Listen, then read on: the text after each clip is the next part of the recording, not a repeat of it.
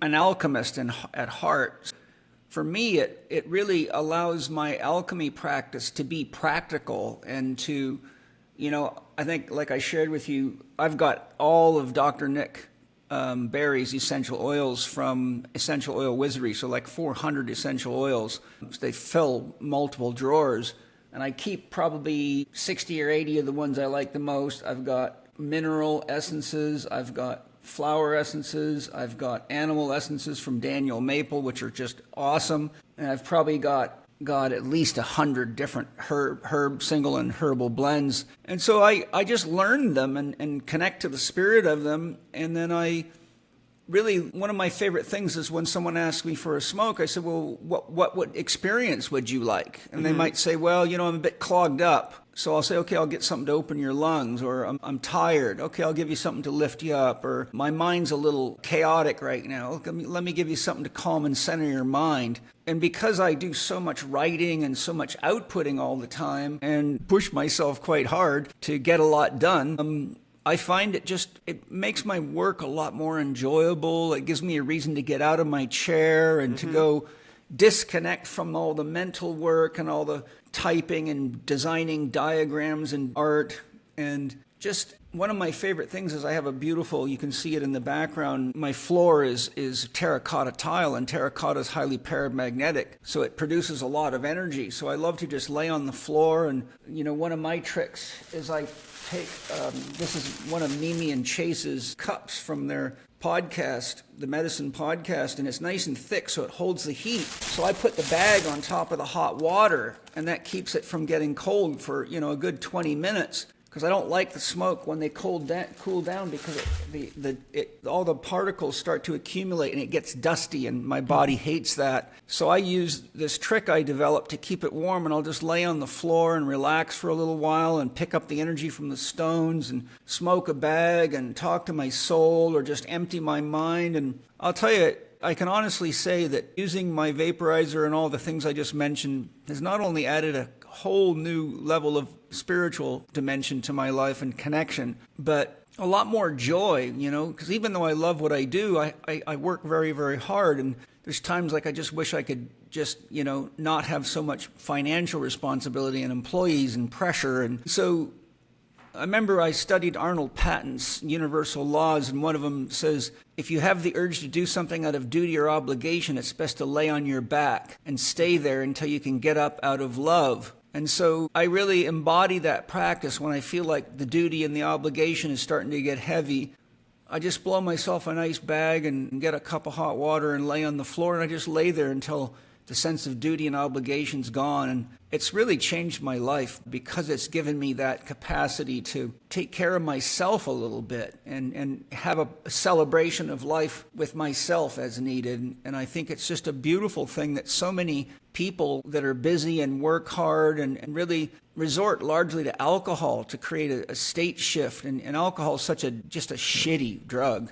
Yeah. And so addictive and dangerous, or other crap that people get into. And as we're going to get into more and more, these herbs can be a beautiful addition, and there's so many different ways you can modulate your state with them. And when you use organic herbs, you're doing something really beautiful, and all that money's going back into the hands of organic farmers. So you're caring for the planet, you're caring for yourself, you're creating. And people walk into my office and they always say, wow, it smells so beautiful in here. And what they don't realize until I tell them is it's all the herbs, Yeah, it's just herbs. And all the oils. And it just makes the place smell gorgeous. And I just love it. I just think it's I think the whole world would have a practical spiritual practice. I always pray for when I make them, I connect to them and ask if they would like to join me in body, mind, and spirit, and join me so that together we can make the world a better place for all living beings. And they're also excited to say yes, and so I feel like I'm getting all the help from the nature spirits and the wisdom of the plants and the animal essences that Daniel Maple makes and mineral essences. And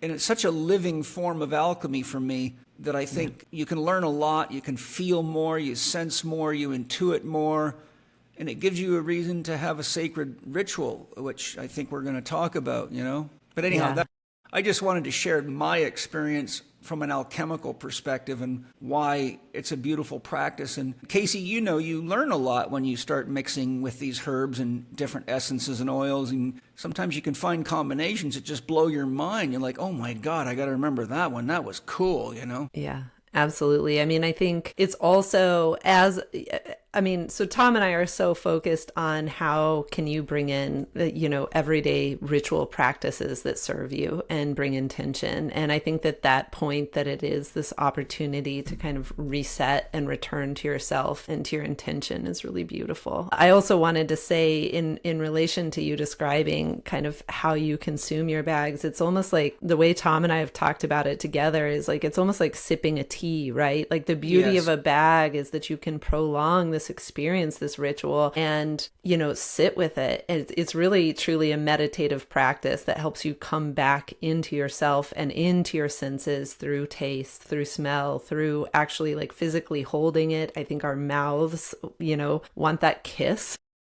Sometimes it's like a beautiful, honestly, I've never smoked. I have no interest in terms of like cigarettes, but I think that's half the appeal for many people is they're very tactily or orally oriented. And so they having this experience where they can hold something and move their hands with something or touch it to their lips is actually a very beautiful and sensuous experience. And so bags kind of reconnect us to that like reality that I think we lack a lot in the daily grind. And so, just wanted to kind of chime in with that because it is such a beautiful thing that you can bring in and really have serve you. And then, in terms of working with the herbs, I think that if anybody takes anything from this podcast, I'd like for them to feel so empowered to begin to explore a relationship with herbs themselves. Our blends are amazing. I'm happy to talk all about them, but really how we came to this after we got our volcano, we were buying a lot of blends that you can get on the internet or locally and just kind of trying them out. And Tom and I were thinking, we need to be really creative today, or we have these practices that we need more support in. And these blends that are kind of existing aren't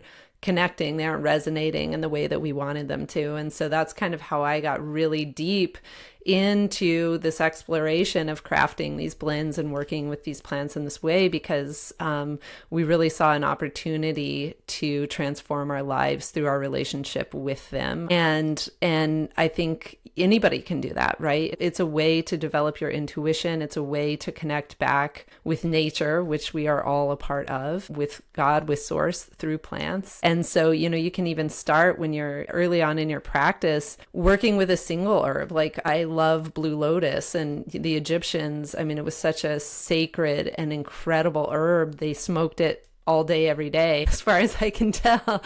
And you can even put that in your volcano and just work with a single plant, like in plant medicine and in indigenous lineages, you have this concept of the dieta, right? Where you work with a single plant spirit over time so that you really bring it in and get to know it, and it becomes a part of you and an ally that you can pull into your life at any point. And I think that there's just so many opportunities for people to use the volcano to reconnect with nature and therefore reconnect with themselves. So I just wanted to chime in with those points because for us, really, it was like when I first started this, I was kind of doing these dietas with all of these little plant spirits that I had known or experienced in my childhood and that came back to me because I have all my clairs fairly fully open now, and I just connect with them and they teach me how they want to be used and how they can support us. And it needs to be like a thing that's coming from the heart and from connection, and you can do amazing things with their spirits because they want to help. They don't understand how we've become so lost from ourselves. Exactly. They tell me that.